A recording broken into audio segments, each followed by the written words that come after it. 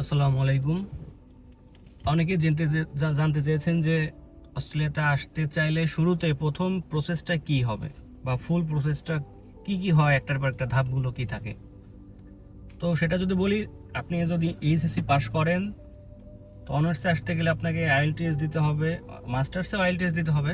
অনার্সের ক্ষেত্রে আপনার ব্যাচেলরে 6 এবং মাস্টার্সের ক্ষেত্রে 6.5 আইএলটিএস স্কোর লাগবে, যেটা দিয়ে এবং আপনার এসএসসি এইচএসসি একাডেমিক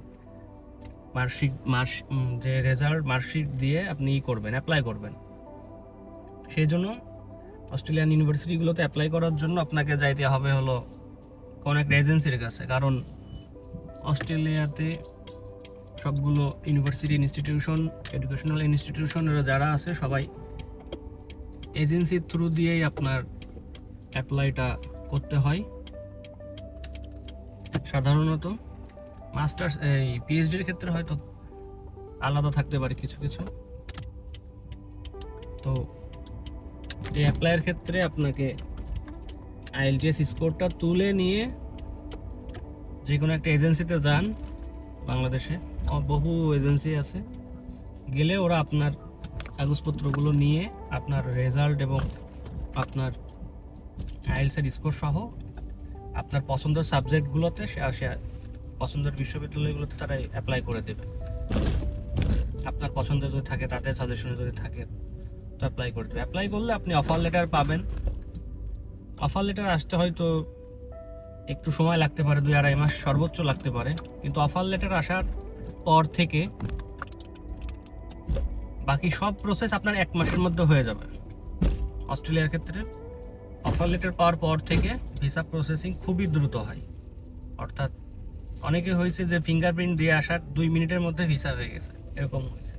সো এটাই আর কি, আপনাকে অফার লেটারটা পাওয়ার মাত্রই আপনাকে ইউনিভার্সিটি আপনাকে অফার লেটার দিল বলতে যে আপনি আপনার এই সাবজেক্টে পড়তে ইচ্ছুক, তারা আপনাকে ইচ্ছুক কিনা সে অফার করবে। আপনি অ্যাপ্লিকেশন করার পর দিলে সাথে সাথে আপনি তখন টিউশন ফি যদি পে করে দেন, টিউশন ফি পে করার পর আপনি কনফার্মেশন অফ এনরোলমেন্ট পেয়ে যাবেন। সিওই বলে শর্টকাট, যেটা সিওই পেয়ে যাবেন ইউনিভার্সিটি থেকে, যেটা ভিসা অ্যাপ্লিকেশনের ক্ষেত্রে প্রয়োজন। অফার লেটার এবং সিওই, অ্যাক্টিভ একটা সিওই। অর্থাৎ আপনি এই অস্ট্রেলিয়ান এই ইউনিভার্সিটিটার একটা স্টুডেন্ট হিসেবে এনরোল করছেন, ভর্তি হয়ে গেছেন, অলরেডি টিউশন ফি পে করে ফেলছেন, সামনে আপনার সেমিস্টার শুরু হবে। সো এই জন্য আপনার ভিসা লাগবে। সো তখন আপনি ভিসা অ্যাপ্লাই করে দেবেন। আপনার এই সিওই এবং অফার লেটার সহ এগুলো সব এজেন্সি আপনাকে বলে দিবে কোনটার পর কোনটা করতে হবে। তো এটা হওয়ার ভিসা অ্যাপ্লাই করবেন ভিসা ফি দিয়ে। ভিসা অ্যাপ্লাইয়ের জন্য আপনাকে করতে হবে, সেটা হলো মাস্ট হেলথ ইন্স্যুরেন্স করতে হবে। এটা হলো অস্ট্রেলিয়ান নিয়ম, সবাইকেই হেলথ ইন্স্যুরেন্স কভার রাখতে হবে। সো আপনি কনফার্মেশন অফ এনরোলমেন্ট ইউনিভার্সিটিতে যখন পেয়ে যাবেন টিউশন ফি পে করার পর, তখন আপনি আপনার ইন্স্যুরেন্স কিনবেন 2 বছরের বা 3 বছরের, যে কয় বছরের ভিসাতে আপনি আসবেন।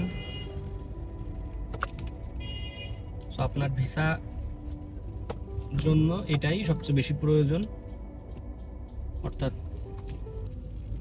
আপনার এই মেডিকেল, যেটা health insurance. So offer letter আপনি ইউনিভার্সিটিতে প্রথম স্টেপ অ্যাপ্লাই করলেন, আপনার আইএলটিএস স্কোর সহ রেজাল্ট, একাডেমিক সব রেজাল্ট সহ। তারপর ইউনিভার্সিটি আপনাকে অফার লেটার দিল, দেওয়ার পর আপনি ইউনিভার্সিটিতে টিউশন ফি পে করলেন। টিউশন ফি পে করার পর আপনাকে সিওই দিল, কনফার্মেশন অফ এনরোলমেন্ট দিলে পারে। তারপর আপনি হেলথ ইন্স্যুরেন্স ক্রয় করলেন, যত দিনের ভিসা অ্যাপ্লাই করবেন তত দিনের জন্য হেলথ ইন্স্যুরেন্স কেনার পর আপনার এই সবগুলো পেপার সহ ভিসার জন্য অ্যাপ্লাই করতে হবে। ইউনিভার্সিটি অফার লেটার, সিওই এবং হেলথ ইন্স্যুরেন্স সহ এই সব ডকুমেন্ট সহ আপনার জন্য ভিসা অ্যাপ্লাই সেটা আপনার এজেন্সি করে দিবে।